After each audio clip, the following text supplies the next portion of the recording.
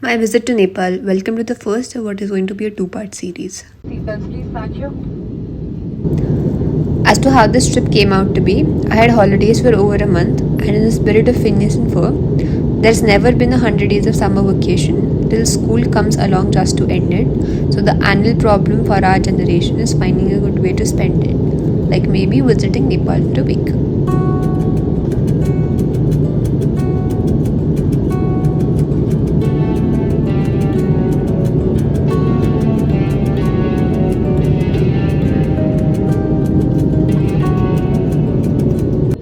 I was reading on the plane like anyone seeking comfort on their journey when suddenly I saw, no, it can't be, I don't have the best eyesight.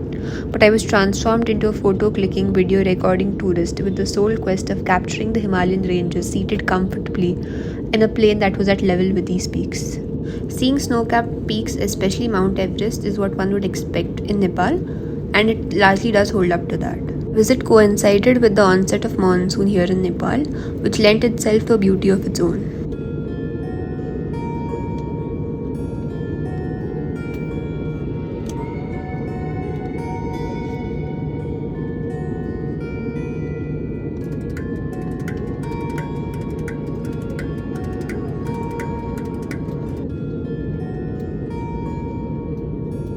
Ride into Nepal reads like a geography textbook full of snow-capped peaks, green mountains, and meandering rivers. It was one of the most dramatic plane rides I've ever been on, giving an excellent overview of the landscape of Nepal.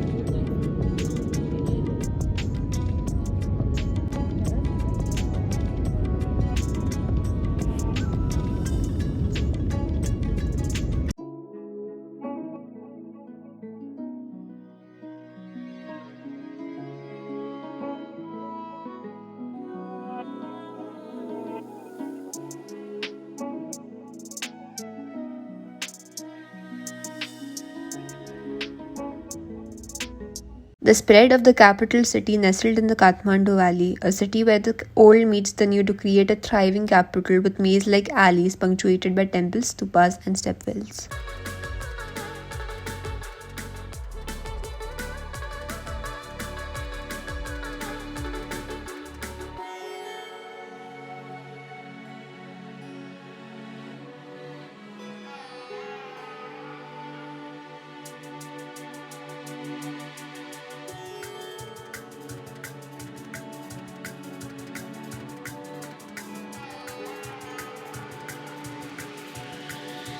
Made our way from the airport to the hotel. We passed the Pashupatinath temple, which we did go to later but couldn't film there.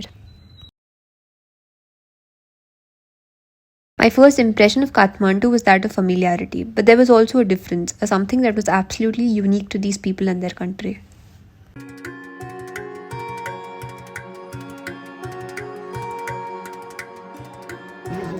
Our first stop was Boudhanath Stupa, a short walk from our hotel. It is one of the largest spherical stupas in Nepal and in the world. This stupa, according to me, is a prime example of the essence of Kathmandu, with it being surrounded by shops and cafes selling everything from momos to pizzas. And there's also grocery stores frequented by locals. In fact, there are 2 lanes for circumambulation, one for those who are praying and one for those who might want to stop and look around at the fares of the shops.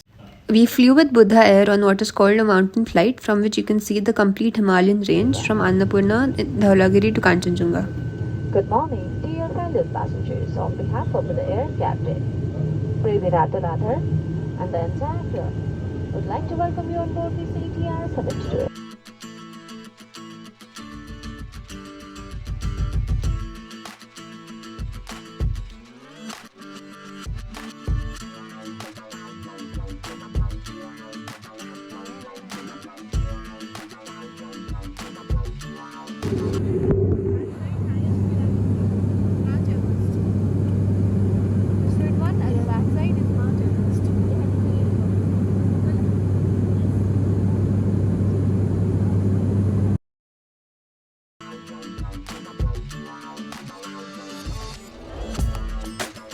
Everyone in the plane gets a window and the flight makes a U-turn so that both the left and right side passengers can see the peaks.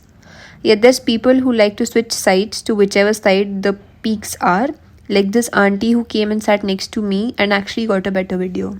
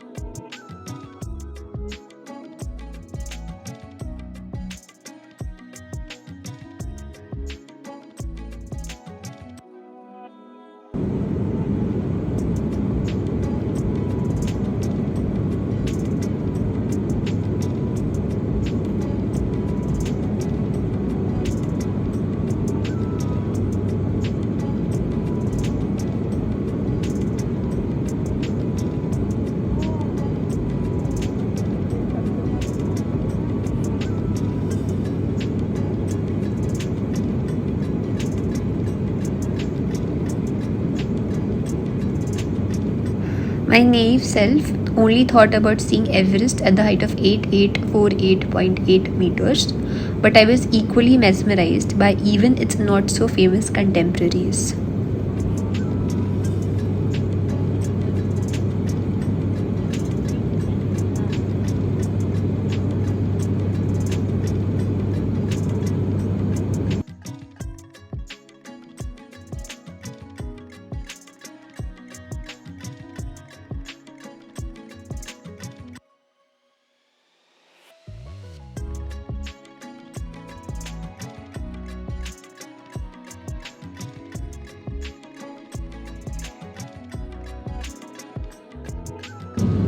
The next day, we headed to Patan to the Darbar Square.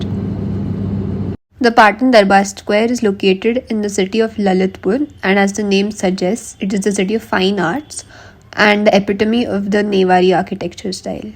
The Newari architectural style is characterized by striking exposed brickwork and wood carvings.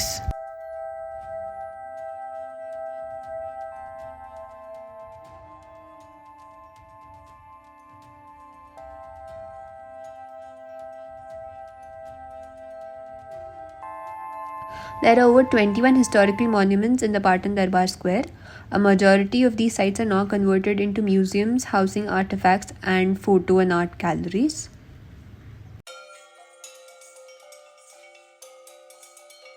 You'll again find various restaurants around here which cater not only to tourists but also act as a social hangout for those who live here. Three-story Newari buildings. The ground floor is a shop or a work front. The floor above is the family area, and the one above houses the kitchen and the family shrine. A lot of the buildings in this area were rebuilt after the earthquake. Our last major tourist thing in and around Kathmandu was visiting the Boudhanath Stupa atop a hill overlooking the Kathmandu Valley. Along with the stupa, there are smaller stupas and pagodas in the foreground.